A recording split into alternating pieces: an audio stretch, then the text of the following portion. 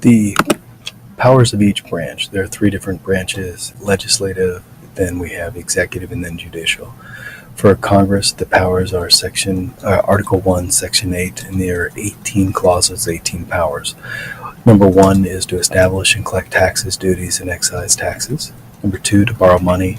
3, to regulate foreign and interstate commerce. 4, to create naturalization laws, how to become a citizen, create bankruptcy laws.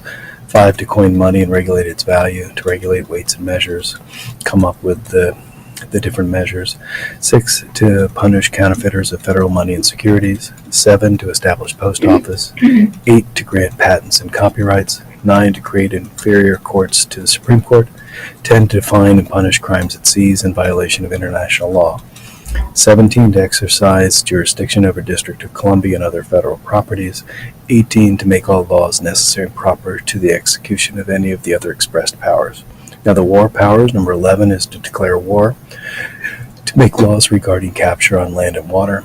12, to raise armies and support armies. 13, to provide and maintain a navy. 14, to make laws governing land and naval forces. 15, to provide for summoning the militia to execute federal laws, suppress uprisings, repel invasions. 16, to provide for organizing, arming, disciplining the militia, and governing of it when we're in service of the Union. These are the 18 powers of Congress, the legislative branch. The first 17 are enumerated or expressed powers. Number 18 is the necessary and proper clause, the elastic clause, to make all laws necessary and proper to the execution of the other expressed powers. Now the powers of president are a lot less. There's only 9. 1 is commander-in-chief. Number 2 is to grant prieves or pardons. Number 3 is to make treaties, but with the consent of the Senate. It has to have 2/3 of consent of Senate. 4, to appoint ambassadors, public ministers, councils, judges, and all other offices of the U.S., again with consent of the Senate, 2/3 vote. From time to time, give Congress information on the State of the Union. That's in every January. Number 6, to convene one or both houses or adjourn both.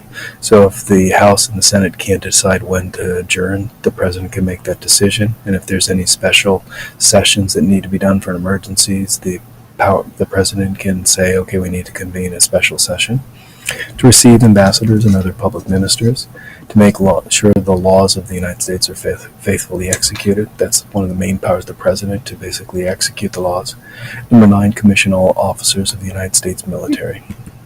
Now the powers of the judicial branch are basically less. It's really shall extend to all cases in law and equity arising under this Constitution, the laws of the United States and treaties, or which shall be made under authority. So basically it's judicial review to all cases affecting ambassadors and other public ministers and consuls, to all cases of admiralty and maritime jurisdiction, to controversies where the United States is a party, in all cases that affect the ambassadors or other public ministers and consuls, to which the state might be a party.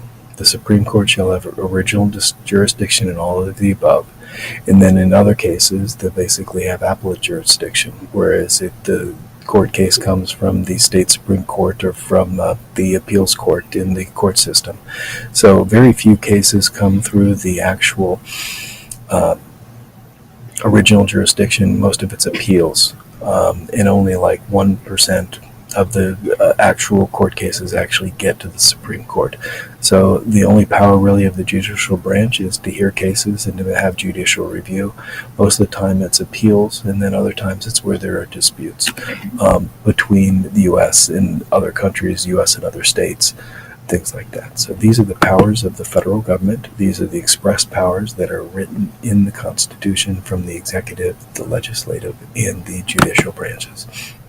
We'll talk later about powers reserved to the states and powers denied to the federal government.